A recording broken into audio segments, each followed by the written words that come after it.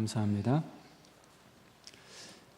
여러분, 운명론이라는 말을 들어보셨습니까? 운명론이라는 말은 다소 거리감이 있지만은 운명적인 만남, 운명적인 사랑, 이 말들은 친근하게 여겨질 것입니다. 국어사전은 운명론을 다음과 같이 정의합니다. 모든 일은 미리 정하여진 필연적인 법칙에 따라 일어나므로 인간의 의지로 바꿀 수 없다는 이론, 이것이 바로 운명론의 사전적 정의입니다. 많은 사람들이 점을 보거나 사주팔자를 보는 것은, 심지어 그리스도인들도 이런 미신 문화에 동요되는 것은 바로 이 운명론과 깊이 관련이 있습니다. 사람들이 점을 보거나 사주팔자를 보는 전제가 무엇입니까? 우리 인생이 우리 의지로 결코 바꿀 수 없고 이미 결정되어 있다는 것이지요. 점이나 사주팔자는 미래가 이미 결정되어 있다는 전제가 있어야 합니다. 그래서 점쟁이나 역술가들은 미래에 일어날 일을 마치 자신이 미리 보고 온 것처럼 우리에게 사주팔자를 풀이해주고 설명하곤 합니다. 뒤집어 보면 미래가 고정되지 않고 열려 있다면, 닫혀 있다면 벌어질 일을 말하는 짐이나 역술은 성립될 수 없습니다. 그런데 인간의 미래이든 역사의 미래이든 미래가 결정되었다는 근거는 어디에도 없습니다. 무엇보다도 기독교는 여러분, 이 운명론을 받아들이지 않습니다. 엄밀히 말해서 운명론을 받아들이는 것은 하나님께서 역사의 주인이라는 사실을 거부하는 것입니다. 모든 것이 이미 결정되어 있다라면 하나님께서 끼어들 여지가 없지 않겠습니까? 하나님은 그저 역사의 뒤편에서 그저 지켜보시기만 하면 되는 것이죠. 이미 정해되었고 이미 결정되었고 그것을 결코 바꿀 수 없다라면 하나님은 그저 수수방관한 자세로 우리를 구경만 하시면 되시는 거죠. 그런데 여러분, 성경이 줄기차게 증언하는 하나님은 어떤 분이십니까? 성경이 줄기차게 증언하는 하나님은 인간의 역사 속으로, 인간의 삶 속으로, 우리의 삶의 한복판으로 들어오시는 하나님을 강조하고 또 강조하고 있습니다. 그래서 하나님은 인간의 미래에 대해서 길흉을 점치는 행위에 대해서 금지하고 있습니다. 조금 길지만은 신명기 18장 9절로 이 14절 말씀을 함께 읽어 보도록 하겠습니다. 신명기 18장 9절로 14절 우리 화면을 통해서 함께 읽겠습니다. 내 하나님 여호와께서 내게 주시는 땅에 들어가거든 너는 그 민족들의 가증한 행위를 본받지 말 것이니 그의 아들이나 딸을 불 가운데로 지나게 하는 자나 점쟁이나 길흉을 말하는 자나 요술하는 자나 무당이나 진언자나 신접자나 박수나 초혼자를 너희 가운데에 용납하지 말라. 이런 일을 행하는 모든 자를 여호와께서 가증히 여기시나니 가증한 일로 말미암아 내 하나님 여호와께서 그들을 내 앞에서 쫓아내시느니라. 너는 내 하나님 여호와 앞에서 완전하라. 내가 쫓아낼 이 민족들은 기륭을 말하는 자나 점쟁이의 말을 듣거니와 내게는 내 하나님 여호와께서 이런 일을 용납하지 아니하시느니라. 아멘. 자, 여기에는 우리가 생각할 수 있는 모든 종류의 점이나 역술이 다 들어 있습니다. 길흉을 말하는 자, 점쟁이, 요술하는 자, 무당, 진언자, 신접자, 박수, 초혼자 등 각종 점을 치는 자들이 열거되어 있습니다. 하나님은 이 모든 일들을 가증히 여기시고 결코 이런 일들을 용납하지 않겠다라고 경고하십니다. 이는 운명론을 단호히 거부하라는 말씀이죠. 우리는 비시디아 안디옥에서 전한 바울의 설교를 여러 차례 살펴보았습니다. 창세기부터 이스라엘 역사를 요약한 사도 바울은 이스라엘 전체 역사를 예수 그리스도로 총정리합니다. 이스라엘 역사는 한 분 예수 그리스도로 수렴되고 이스라엘의 구원 역사는 한 분 예수 그리스도를 통하여 성취되었다라는 거죠. 이스라엘의 구원 역사뿐만 아니라 온 인류를 향한 하나님의 구원 계획이 마침내 예수 그리스도를 통하여서 완성되었다는 것입니다. 그리고 바울은 다음과 같은 결론을 이끌어내며 복음을 선포합니다. 본문은 아니지만 여러분 앞에 보면은 13장 38절 39절을 보십시오. 사도행전 13장 38절 39절 우리 찾아서 같이 한번 읽겠습니다. 38절 39절입니다. 그러므로 형제들아 너희가 알 것은 이 사람을 힘입어 죄사함을 너희에게 전하는 이것이며 또 모세의 율법으로 너희가 의롭다 하심을 얻지 못하던 모든 일에도 이 사람을 힘입어 믿는 자마다 의롭다 하심을 얻는 이것이라. 아멘. 자, 바울이 전한 복음의 핵심이 무엇입니까? 예수 그리스도를 힘입어 죄사함과 예수 그리스도를 힘입어 믿음으로 의롭게 하는 은혜를 누리게 된다는 거죠. 이스라엘의 역사, 온 인류를 향한 구원 역사는 예수 그리스도 다 한 분께 수렴되고 예수 그리스도를 통하여서 구원의 역사가 완성되었는데 그것이 이제 우리에게 선포되었으니 예수 그리스도를 통하여서 힘입어서 죄사함의 은총을 누리고 예수 그리스도를 통하여서 힘입어서 믿음으로 말미암아 의롭다 하심을 받으라라는 게 사도 바울이 복음을 통하여서 비시디아 안디옥 사람들에게 전한 복음의 핵심입니다. 그러니까 바울은 예수 그리스도를 힘입어 펼쳐진 구원의 복음을 선포한 것입니다. 오늘 본문은 바울의 설교에 대한 당시 청중들, 회중들의 반응을 보여주고 있습니다. 바울의 설교에 대한 비시디아 안디옥 사람들의 반응은 극과 극이었습니다. 바울의 복음을 적극적으로 수용한 그룹들도 있었고 바울의 복음에 대해서 극렬하게 반대하는 그룹들도 있었습니다. 긍정적으로 반응하는 사람들, 부정적으로 반응하는 사람들로 갈라지게 된 것이죠. 자, 먼저 즉각적으로 나타난 반응은 일단 호의적이었습니다. 본문 42절 말씀 보십시오. 자, 42절 찾으셨으면 함께 읽겠습니다. 그들이 나갈새 사람들이 청하되 다음 안식일에도 이 말씀을 하라 하더라. 아멘. 자, 바울의 설교를 들은 사람들은 다음 안식일에도 권면의 말씀을 들려주십시오 라고 반응합니다. 호의적이죠. 긍정적인 반응을 보여주고 있습니다. 44절을 통해서 우리가 알 수 있듯이 이 말은 빈말이 아니었습니다. 공허한 말이 아니었습니다. 인사치레로 한 말이 아니었습니다. 보통 제가 설교를 하고 바깥에서 인사할 때 목사님 오늘 설교 은혜 받았습니다. 또 이렇게 인사치레로 하시는 분들이 있지 않습니까? 그런데 지금 바울에게 인사치레로 하는 말이 아닙니다. 44절 말씀 같이 한번 읽어 보도록 하겠습니다. 44절 시작. 그 다음 안식일에는 온 시민이 거의 다 하나님의 말씀을 듣고자 하여 모이니. 아멘. 실제 그 다음 날, 그 다음 안식일에 온 시민이 거의 다 바울이 전할 말씀을 듣기 위해서 모였습니다. 그러니까 그 전주에 우리가 다음 주에도 바울 선생님의 말씀을 듣고 싶습니다 라고 한 말이 빈말이 아니었던 거죠. 인사치레 말이 아니었다라는 거죠. 실제 다음 주 안식일에 거의 다 이 비시디아 안디옥 시민들이 모여서 바울의 설교를 듣고자 했던 것이죠. 자, 이어서 48절은 그 결과를 우리에게 보여주고 있습니다.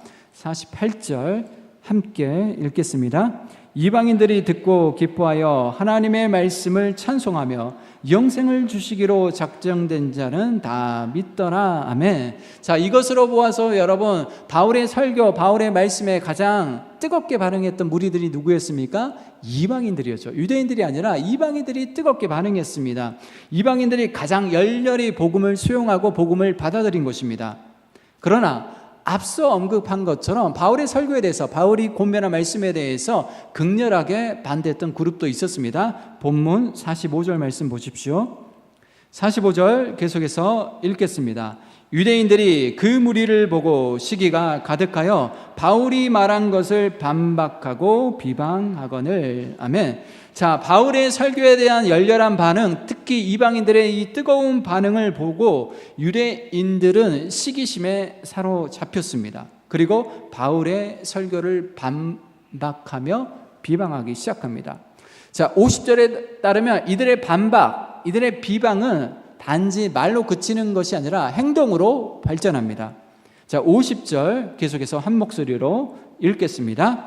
이에 유대인들이 경건한 귀부인들과 그 신의 유력자들을 선동하여 바울과 바나바를 박해하게 하여 그 지역에서 쫓아내니. 아멘.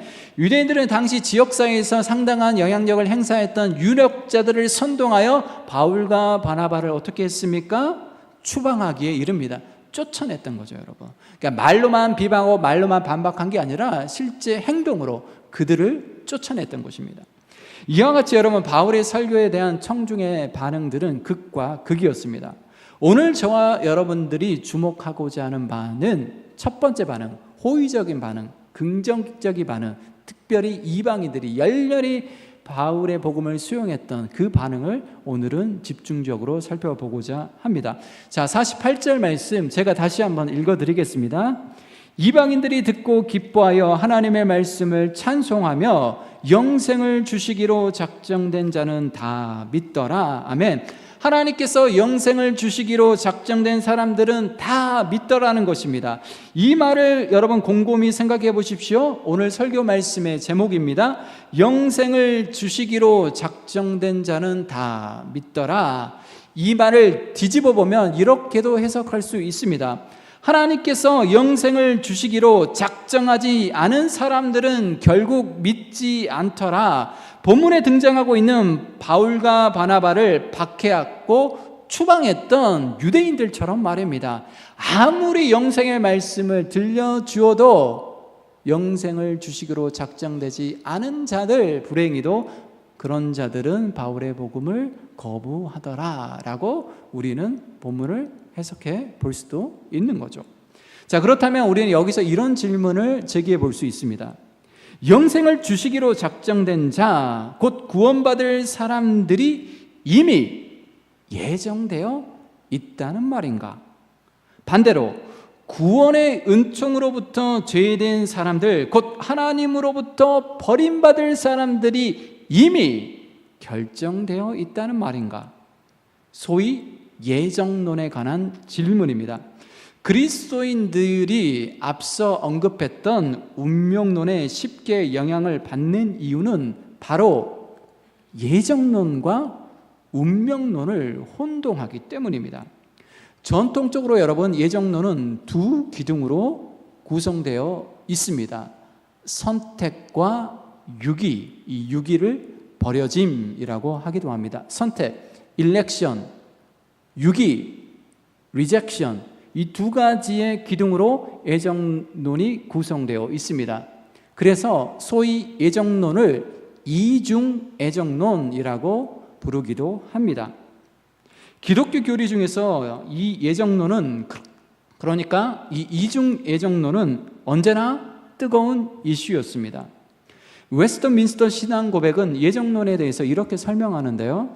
한번 잘 들어보십시오. 하나님의 영광을 나타낼 목적으로 하나님의 비밀스러운 작정에 의해 영원 전부터 어떤 이들과 천사들은 영원한 생명으로, 어떤 이들은 영원한 죽음으로 예정되었다. 자, 우리에게 친숙한 칼뱅의 기독교 강요에서 칼뱅은 다음과 같이 이중 예정론을 전개시키고 있습니다. 들어보십시오. 우리는 예정을 하나님의 영원한 결정이라고 일컫는다. 하나님은 그러한 결정에 의해서 모든 개개인의 장래를 정해 놓으셨다. 왜냐하면 인간은 모두 같은 운명으로 창조되어 있는 것이 아니라 어떤 이는 영원한 생명에, 어떤 이는 영원한 멸망에 이르도록 창조되었기 때문이다. 그러므로 이러한 두 가지 운명 가운데 창조된 각 인간은 생명에 이르도록 예정되어 있든지, 그렇지 않으면 죽음에 이르도록 예정되어 있든지 하는 어느 하나로 예정되어 있는 것이다.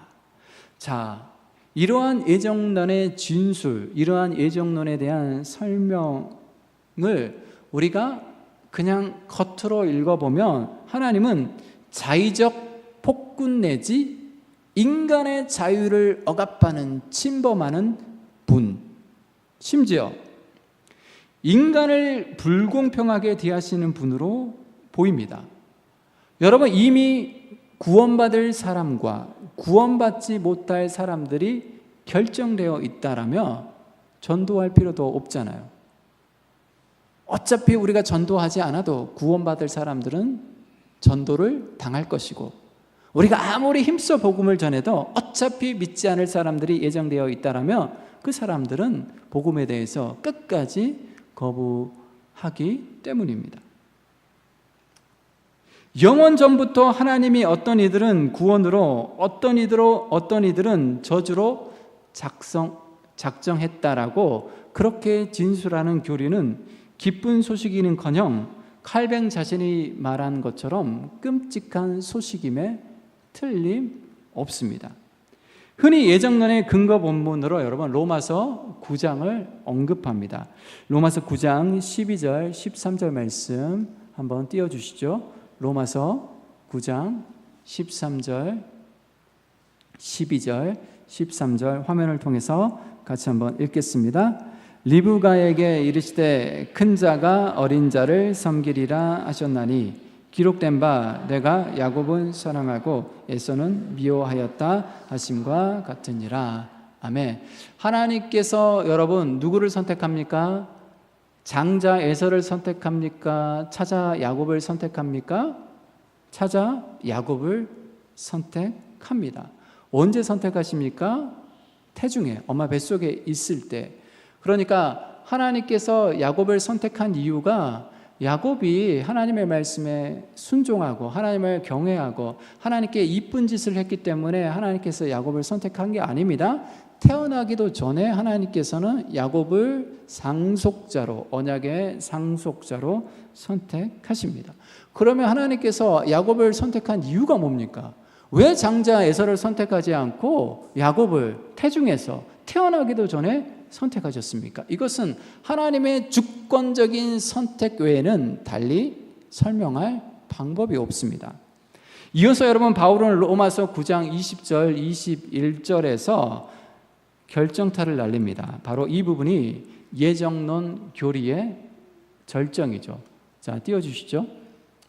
20절 21절 화면을 통해서 같이 한번 읽겠습니다.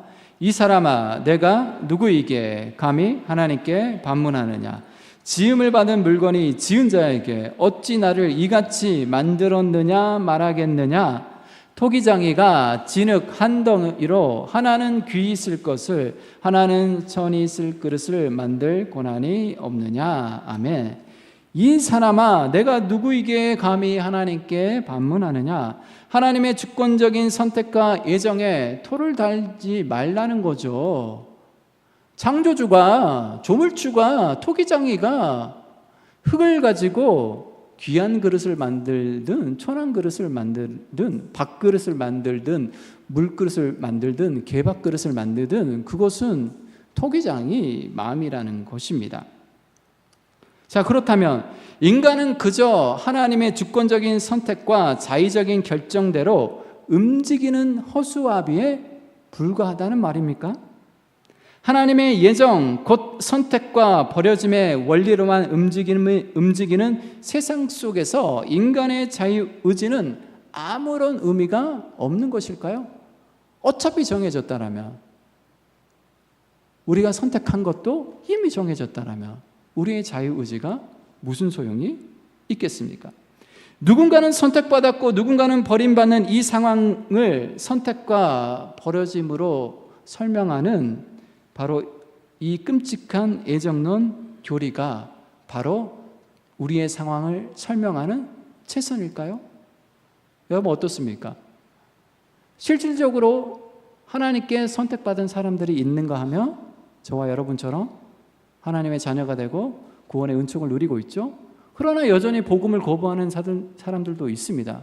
끝까지 복음을 거부하고 생을 마친 사람들도 있지요. 이런 상황을 보니까 하나님께서 미리 예정한 자들이 있구나, 구원받을 백성으로.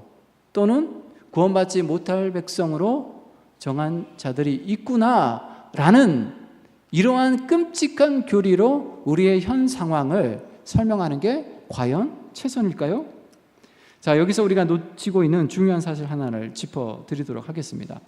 여러분, 바울은 로마서 9장을 통하여서 끔찍한 예정론의 교리를 설명하기 위함이 아니었습니다. 그러니까 지금 9장에서 바울이 진술하고자 하는 바는 예정론이라는 교리를 설명하기 위함이 아니라 바울이 로마서 9장에서 말하고자 하는 핵심은 복음을 설명하기 위함입니다.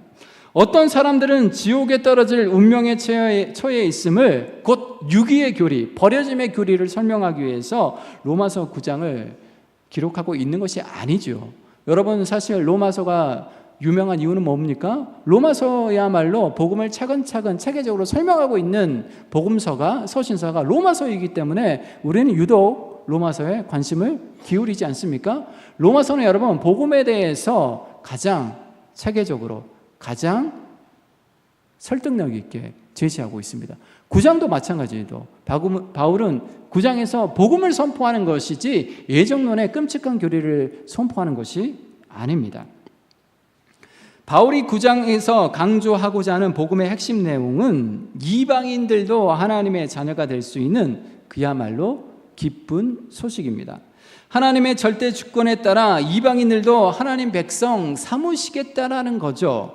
다시 말해서 바울이 강조하고자 하는 바는 하나님의 절대 주권이고 그 절대 주권으로 하나님께서 일부의 사람들을 지옥으로 보내시겠다는 것이 아니라 그 절대 주권으로 이방인들도 구원의 은총을 베푸시겠다는 것입니다. 그러니까 유대인들이 지옥의 땔감으로 여기는 이방인들을 당신의 백성 삼으시겠다라는 그 하나님의 은혜를 논증하기 위해서 에서와 야곱 이야기를 가져온 거고 토기장이 예화를 든 것입니다. 본래 구원과는 아무 상관없었던 이방인들까지도 구원하시겠다라는 것이 하나님의 의지이고 그 의지를 논증하기 위해서 바울은 로마서 9장을 진술하고 있는 것입니다. 자, 이어지는 로마서 9장 25절 26절 말씀 보십시오. 25절 26절 말씀 화면을 통해서 같이 한번 읽겠습니다. 호세아의 글에도 이르기를 내가 내 백성 아닌 자를 내 백성이라 사랑하지 아니한 자를 사랑한 자라 부르리라. 너희는 내 백성이 아니라 한 그곳에서 그들이 살아계신 하나님의 아들이라 일컬음을 받으리라 함과 같으니라. 아멘. 내 백성 아닌 자를 내 백성이라 사랑하지 아니한 자를 사랑한 자라 부르리라.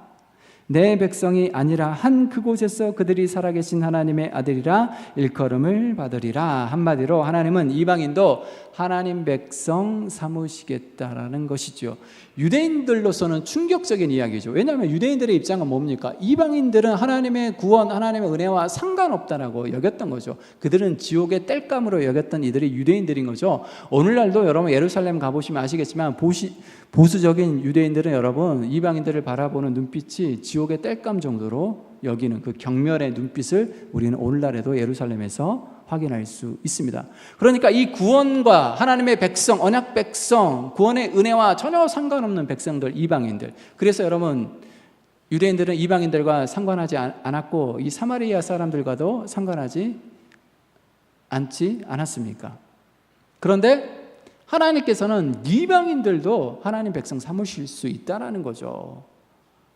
너희들의 생각과 너희들의 지식을 뛰어넘어서 하나님께서는 바로 전혀 하나님의 구원과 상관없을 이방인들조차도 하나님 백성 삼으실 수 있다는 거죠. 그 하나님의 주권을 설명하기 위해서 에서와 야곱 이야기를 설명하고 있는 거고 또한 토기장의 비유를 통해서 하나님의 주권을 강조하고 있는 것입니다. 따라서 여러분, 이 사람아 내가 누구이기에 감히 하나님께 반문하느냐라는 말씀은 누군가를 버리시는 하나님의 절대 주권에 대해서 왈가왈부하지 말라는 것이 아니라 끔찍한 이 예정론의 교리, 마음에 들지 않는 예정론의 교리, 공평하지 않은 하나님을 드러내고 뭔가 인간의 자유의지를 침해하는 이 우리를 불편하게 하는 예정론의 교리에 대해서 왈가왈부하지 말라는 것이 아니라 이방인도 구원하시겠다는 하나님의 절대 주권에 대해서 왈가왈부하지 말라는 것입니다. 자, 여기서 우리는 중요한 결론에 도달할 수 있습니다. 예정론은 하나님의 은혜라는 범주 안에서 해석하고 바라보아야 한다는 것이죠. 하나님의 은혜와 분리된 예정론은 끔찍한 교리가 될 수 있습니다. 그러나 하나님의 은혜, 정확하게 말하자면 이방인들도 구원의 범주 안으로 부르시는 하나님의 은혜, 더 나아가서 온 세상을, 온 인류를, 온 열방을 하나님의 은혜의 범주 안에서 하나님의 백성 삼으시겠다라는 그 하나님의 의지, 하나님의 은혜라는 렌즈를 통해서 바라보아야 한다는 거죠. 그리하면 우리는 예정론을 통하여서 누군가를 지옥의 땔감으로 정하신 하나님이 아니라 이방인까지도 구원하시려는 하나님의 자비와 은혜를 발견할 수 있기 때문입니다. 그래서 여러분, 예정론이라는 것은 은혜라는 문맥 안에서, 은혜라는 컨텍스 안에서 바라보아야 하는 거죠. 로마서 9장도 마찬가지입니다. 그저 에서와 야곱 이야기만 집중하게 되면 하나님께서 야곱을 선택한 것은 불공평한 처사다라고 이야기할 수 있지만, 전체 로마서 9장의 문맥, 컨텍스트 안에서 그 에서와 야곱 이야기를 들여다보면 이건 끔찍한 교리가 아니라, 하나님께서 불공평한 처사가 아니라, 이방인들도 사랑하시고 이방인들도 구원하길 원하시는 하나님의 은혜를 우리는 발견하게 되는 거죠. 그래서 사도 바울은 그 은혜의 핵심, 그 핵심이 무엇입니까? 예수 그리스도인 거죠. 에베소서에서 하나님의 예정하심을 다음과 같이 노래하고 있습니다. 에베소서 1장 3절로 6절 말씀 계속해서 우리 함께 읽겠습니다.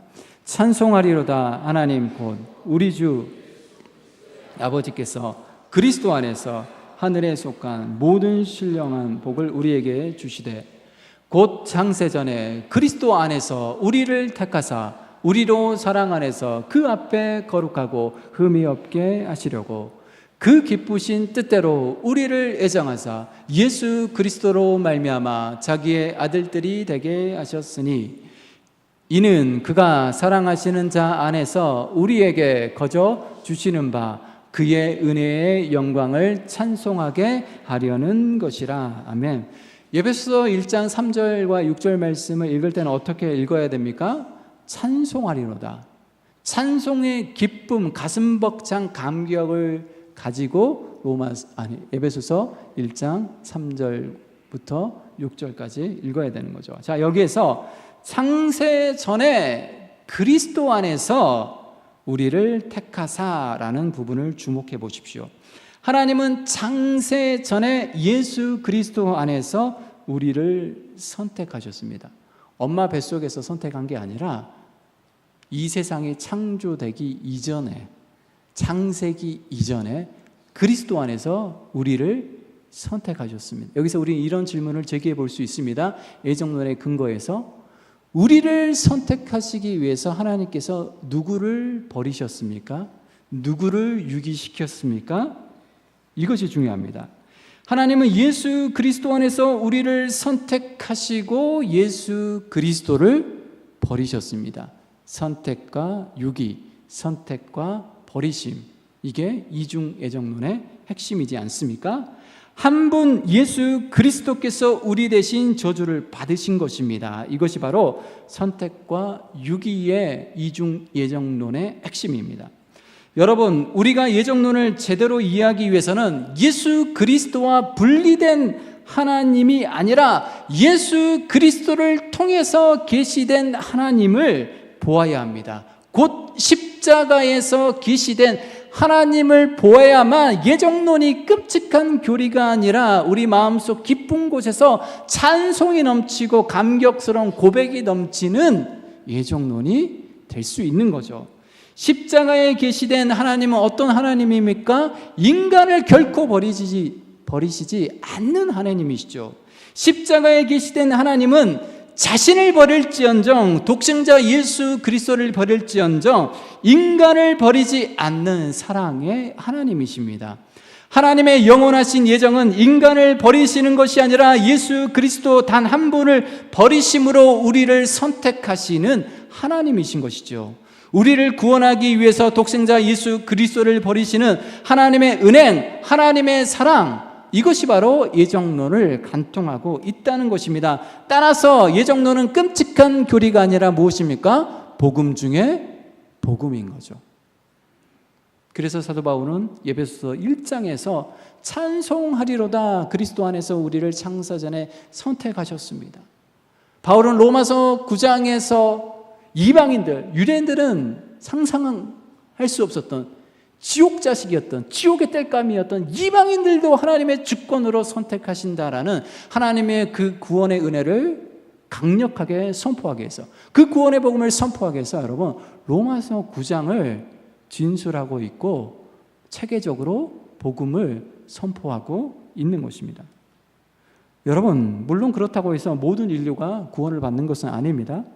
실제 우리 주변에는 구원의 은총을 받지 못한 이들이 많습니다. 그러나 이는 그들이 창세 전에 하나님의 선택에서 배제되었기 때문이 아니라 하나님의 은혜를 끈질기게 거부하고 있기 때문입니다.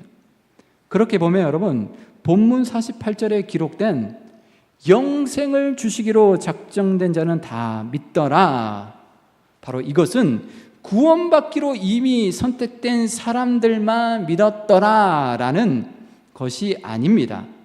바울의 복음 전파에 대한 반응에 대한 결과를 감동적으로 증언한 것이지요. 특히 이방인들이 복음을 열렬히 받아들이고 수용했다는 것을 감동적으로 증언한 것이죠. 영생을 주시기로 작정된 자는 다 믿더라. 이방인들은, 유대인들이 생각하는 이방인들은 결코 구원의 범주 속에 들어올 수 없는데 하나님께서 영생을 주시기로 작정된 자들, 그들이 비록 이방일지라도 하나님께서 작정하신 이들이기 때문에 그들이 다 믿더라, 하나님의 자녀가 되었더라, 영생을 받았더라 라고 가슴 벅찬 감격으로 증언하고 있는 것이 오늘 본문의 제목의 말씀입니다. 그렇습니다. 하나님께서 예정하시고 작정하신 것이 있다면 그것은 그리스도 예수 안에서 우리를 구원하시기로 작정하셨다는 것과 우리를 구원하시기 위해서 자기 자신을 버리셨다는 것뿐입니다. 우리를 선택하기 위해서 독생자 예수 그리스도를 버리셨다는 것뿐입니다. 하나님은 사랑하기로 선택하셨고 그 사랑 때문에 자기 자신을 버리셨습니다. 사랑하는 성도 여러분, 오늘도 우리는 그 사랑, 그 은혜에 힘입어 이 자리에서 하나님을 예배하고 있는 거죠. 우리가 이 시간에 이 자리에 앉아 있는 것은 거저 앉아 있는 것이 아니라 독생자 예수 그리스도를 십자가 위에서 버리시기까지 사랑하시는 하나님의 은혜로 이 시간 이 자리에 앉아 있는 거죠. 그러니 날마다 우리는 예수 그리스도 안에서 우리를 선택하기 위해서 독생자 예수 그리스도를 십자가 죽음에 기꺼이 넘겨주신 하나님의 사랑과 은혜에 합당하게 반응하며 살아가야 하는 것이죠. 그리고 매 주일의 예배가 이 자리에 나와 앉아 있을 때마다 나를 버리시기 위해서, 나를 구원하시기 위해서 독생자를 버리신 그 사랑의 하나님, 그 은혜의 하나님을 뜨겁게 예배하며 뜨겁게 찬송하며 그 하나님께 영과 진리, 온 마음을 다하여, 온 뜻을 다하여, 온 힘을 다하여 예배하는 저와 여러분이 되어야 하지 않겠습니까? 창세전에 그리스도 안에서 우리를 선택하기 위해서 그리스도를 버리신 그 하나님의 은혜에 날마다 합당하게 반응하며 그 감동과 감격 속에서 뜨겁게 예배하는 저와 여러분이 되시기를 축원합니다. 기도하겠습니다. 주님 감사합니다. 우리를 창세전에 그리스도 안에서 택하시기 위해서 예수 그리스도를 버리신 그 십자가의 사랑과 은혜를 찬양합니다. 그 가슴 벅찬 감동이 날마다 우리의 삶 가운데 충만히 임할 수 있도록 은혜 베풀어 주시고, 날마다 그 은혜에 합당하는 삶을 살아갈 수 있도록 은총 베풀어 주시며, 매 순간순간 우리의 입술을 통하여서 그 하나님의 사랑을 찬양하며 고백할 수 있도록 강권하여 주옵소서. 거룩하신 예수님의 이름으로 기도드리옵나이다.